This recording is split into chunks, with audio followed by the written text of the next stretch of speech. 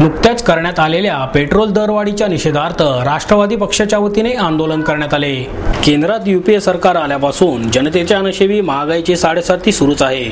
आधीच महागाईने होरपळणाऱ्या जनतेवर सरकारने दरवाढीचा पेट्रोल बॉम्बच टाकला। देशाच्या इतिहासातील पेट्रोलची सर्वात मोठी म्हणजे तब्बल ₹7.50 इतकी दरवाढ केली।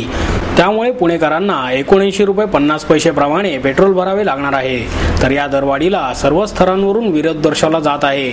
अलका चौकात राष्ट्रवादी काँग्रेस पार्टीच्या वतीने पेट्रोल दरवाढी विरोधात आंदोलन केले। राष्ट्रवादी काँग्रेस पार्टीचे सरचिटणीस रवींद्र माळवदकर यांच्या नेतृत्वाखाली हे आंदोलन करण्यात आले। यावेळी राष्ट्रवादीचे कार्यकर्ते यांनी पेट्रोल दरवाढीच्या निषेधार्थ फलक हातात घेऊन घोषणा दिल्या। एवढे सांगतो आपण घोषणा द्यायच्या, पेट्रोलची दरवाढ, पेट्रोलची दरवाढ, पेट्रोलची दरवाढ, पेट्रोलची दरवाढ, पेट्रोल दरवाढीचा सरकार सर्वसामान्य जनतेचा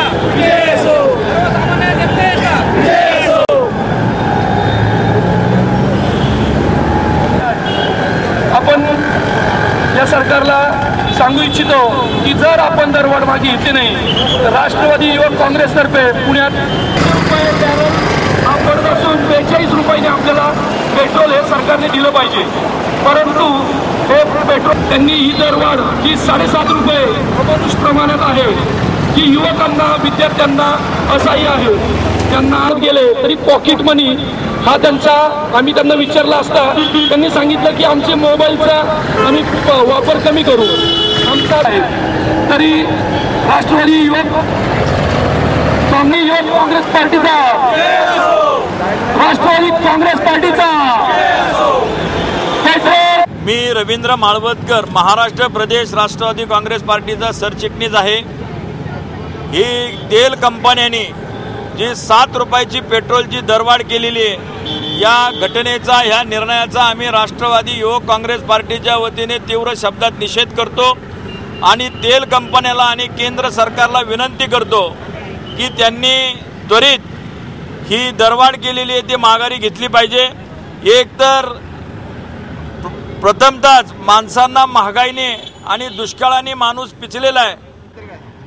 आम्ही जरी सत्तेत असलो, आमचा सत्तेत सहभाग असला तरी सुद्धा आमची बांधिलकी सत्तेपेक्षा सर्वसामान्य माणसाच्या प्रश्नाची ही अधिक आहे आणि हा सर्वसामान्य माणसांना, नागरिकांना भेडसावणारा प्रश्न निर्माण झाला आहे। म्हणून आम्ही या ठिकाणी रस्त्यावर उतरलेलो आहोत।